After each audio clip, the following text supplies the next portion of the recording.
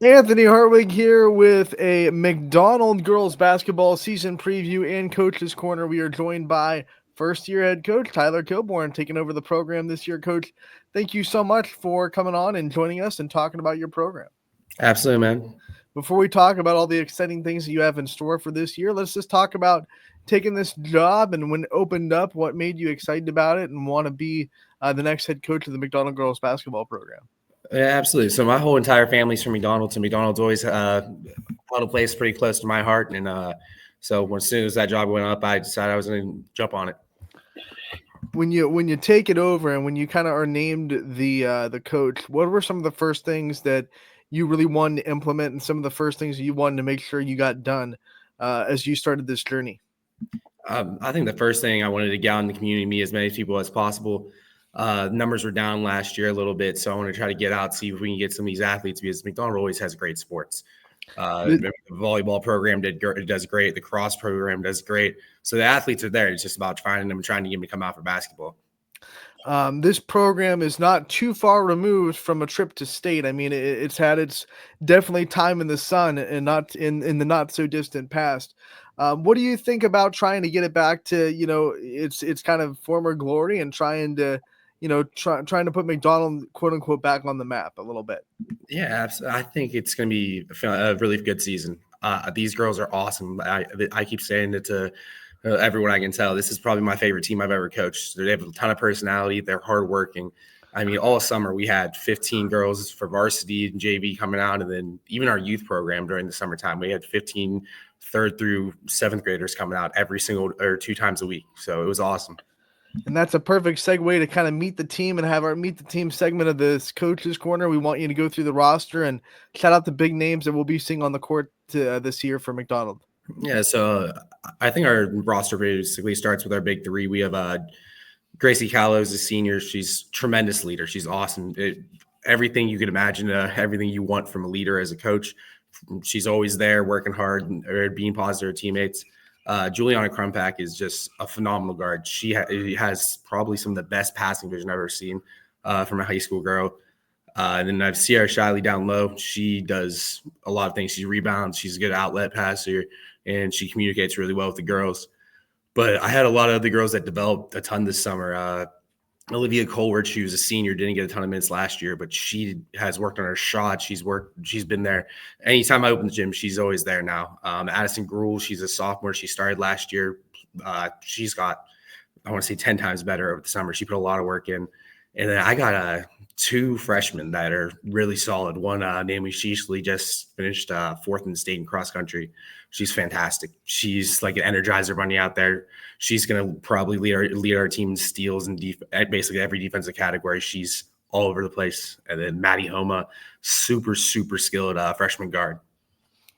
Now that we know your team, let's get to know you a little bit. This is your first coach's corner. So talk about your basketball journey, kind of what got you started in the sport, what got you started in coaching. Yeah, so my dad has been a basketball coach my whole entire life. He started coaching me when I was younger. He's been Gerard's boys junior high coach for about 15 years now.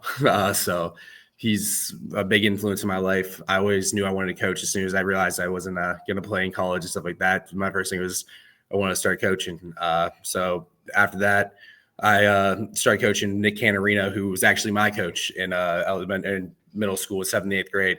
He offered me a job over at Camel, and I was there for about 6 years. Learned a ton from a great guy. And anything I still need, he's always there for me now. And then I took a year off, kind of went down to junior high level, and then last year I was at Brookfield for my first year as a head coach, and now I'm here. Talk about the lessons you learned last year as your first year as a head coach and what you're taking into this year from the lessons learned from last year, you think?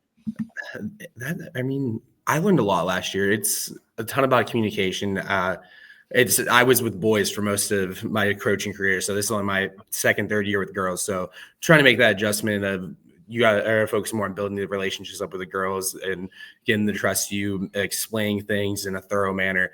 And once they do that, a lot of the girls, especially the girls I have now, they'll run through a wall for you. If they know what the purpose of what you're doing is, they'll do anything. All right, coach. Now I want to know, like, kind of your coaching philosophy and kind of the culture you're trying to bring into this program as well. That's one of the things that you have to do as a first year head coach. You have to kind of instill a culture and a philosophy that you want in the program. So talk about that and what you want to see out of the McDonald program from a culture standpoint. I think a lot of it comes back to what you were saying earlier. We had a great tradition in McDonald. When I was growing up, McDonald was a huge basketball town. Everything was, or they had this streak where I think it was 90 games in a row on the boys' side where they won.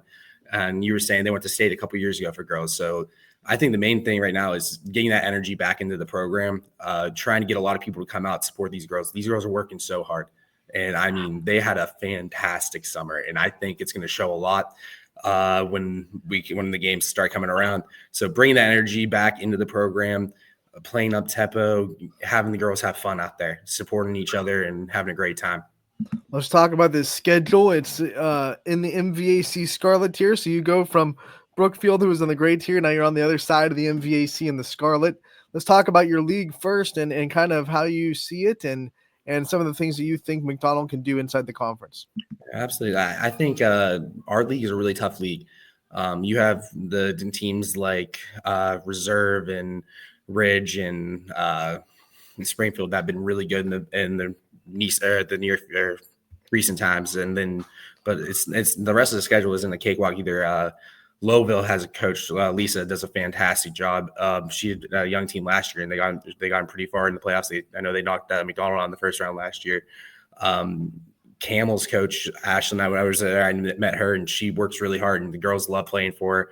Jackson Millen, we saw him over the summer. Their coach, he built that up from almost nothing a couple years ago, and he does a really, really good job. So a lot of teams in our conference, they're very, very well coached, and a lot of them have had success in the recent times. So it's going to be a battle every night in the conference, but I think we can hold our own. I think it's going to be a fun. Every conference game is going to be very meaningful. And then when you think about the non-conference games that you do have that pop up on your schedule that really are the ones that test you for tournament time, what kind of teams pop up out of conference that you're excited to challenge yourselves against? We have a pretty solid out of conference schedule. Some ones that stick out. We have Heartland Christian twice, which is going to be fun because Waterloo didn't have a team, so we picked them up. Early in the season, we have Maplewood and Badger, and both those coaches do a great job, and their teams were pretty good last year. And then the one that really sticks out for me, we played Girard, and I think it's December 27th over Christmas break. I'm a Girard guy, so it's going to be a fun game for me going into Girard, and it's Battle of Bridge. It's going to be fantastic. I can't wait for it. You're going to be circling that one a couple of times, huh? Once or twice. When you think about the outlook of leadership in this program, you talked about your seniors and how much they're going to mean to this team. Talk about kind of like what you want out of a leadership standpoint from your players and what you think a good leader can be on this program and how you're trying to foster leadership on the court that goes beyond just the coaching staff. I think we have a really solid group of leaders right now, and even our young girls too. They really buy into it. My biggest thing together as a program is being together, being a family, having that atmosphere. And from day one, these girls have bought into that. Gracie, Juliana, and Sierra do a fantastic job. Gracie, I mean, if I missed the first 15 minutes of practice, Gracie could probably run it by herself by now. And Juliana is a good vocal leader. They're smart girls too. They're learning how to play, and they picked up basically changing completely how they played from last year to how I want to play this year. And they bought in from the first day. And that's, as a coach, that's all you can really ask for. But our young players too, they all love each other and they want to be around each other and they want to succeed. And that's fantastic to have in a program, especially as a first year head coach. Coach, we wouldn't let this Coach's Corner and season preview go without giving you the chance to shout out your coaching staff and the people you've brought alongside you to make this McDonald program what it is. So shout out the people working with you and the coaches that are helping you make McDonald great. Yeah, so I have two varsity coaches with me. I got Jonathan Camuso. He has been around the game for a while. His mom was on the staff last year. He's a great guy. It's funny. My wife actually teaches with him, and she mentioned it. And now me and him are good friends. And he gets to bother at work every day about basketball, so I think it's kind of funny. Girls love him. He's a great guy. He really spreads a positive attitude around the gym. Jonathan Sparchansky, I coached with him at Camel while I was there for those 5, 6 years. He knows what I expect from a program. He knows what I like to do and how I like to play basketball. So it's good to have someone that you've had that long-standing relationship that knows exactly what you're expecting at any moment. And then as far as junior high coaches, I got pretty lucky. Mike Lochner, who's the volleyball coach, they just made a regional run. He's going to be my 8th grade girls coach, and Lee Evans, who's been here for a while, he's also going to help out 8th grade. And then Lance Rodney, who McDonald grad, was a really good player when he was here. He's coming back and he's helping and working with our 7th grade and developing skills down there, which is really important. But my big thing too is my youth program turnout has been fantastic. It's not many times where you get a job and then you get a text within a week about, hey, are you doing anything for the youth kids, which is awesome to see because you want to get those girls playing as much as possible. So I got Ed Stone Street down there, Charles Williams. Those two are going to be doing a great job. Randy Riccatelli, who's on the boys staff, is helping out with our 4th grade girls. And even our 3rd grade girls are already interested, which is awesome to hear. All right, Coach.